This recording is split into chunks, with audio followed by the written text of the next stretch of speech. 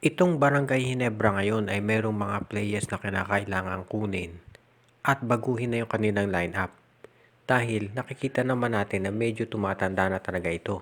At sa tingin ko dapat itong Barangay Hinebra ay magkaroon na ng bagong starting five.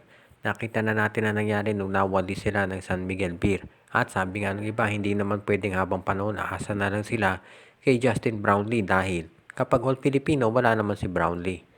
So sa tingin ko, ito ang dapat na maging bagong starting five ng Barangay Hinebra.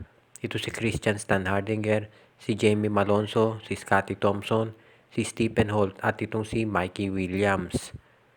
Sa tingin ko, itong si Japet Aguilar pwede yung off the bench na magiging kapalit ni Stan Hardinger sa center. Ngayon, of course, itong si Stephen Holt at itong si Mikey Williams, alam natin pareho yung point guard. Pero po pwede yan na maging isa dyan shooting guard. Pwede si Stephen Holt ang maging point guard at itong si Mikey ang maging shooting guard. O kaya, si Mikey ang point guard at si Stephen Holt ang shooting guard. Kung makuha ng Barangay Hinebra itong si Stephen Holt, napakalaking bagay niyan. Dahil, sabi nga nila ang laro nito ay parang isang Stanley Pringle.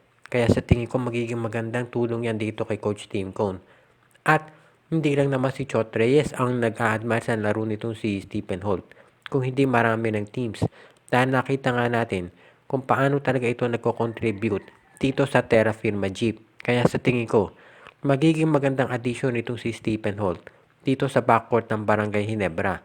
Ito ay medyo veterano na at hindi na masyadong bata. Pero marami pang taon nito na pwedeng laruin dito sa PBA. Kaya sa tingin ko, magiging magandang addition itong si Stephen Holt dito sa kanilang rotation. Lalo na at kinakailangan ng Hinebra ng additional scoring at playmaker na mataas ang basketball IQ. Yung si Mikey Williams naman, alam natin na medyo of course komplikado na yung history niyan dito sa TNT Tropang Giga. Pero sa tingin ko hindi ito magiging problema pag napunta sa Barangay Hinebra dahil dito naman niya talaga gustong maglaro. Kaya sa tingin ko magiging magandang addition itong si Mikey Williams dito sa lineup ng Barangay Hinebra. At ang kinakailangan lang naman talaga dyan ay sign and trade. Pumirma ng kontrata si Mikey Williams dito sa TNT at pagkatapos ay ititrade siya dito sa Barangay Hinebra. Ngayon siguro naman Hinebra willing nang i-trade ito si Ahan Misi, ito si Pringle o kung sino pa man para makuha ang serbisyo ni Mikey Williams. Kung sakaling makuha nila ito si Mikey Williams at si Stephen Holt, magiging ang lakas na nung backcourt ng Hinebra. Meron kang Holt at meron kang Mikey Williams. Plus tutulong ba dito sa frontcourt si Stan Hardinger, si Jamie Malonzo, si Scotty Thompson, si Japet Aguilar. Kaya sa tingin ko kung ganito lineup ng Hinebra ay kaya na nilang sumabay dito sa ibang malalakas na teams katulad ng San Miguel at ng TNT.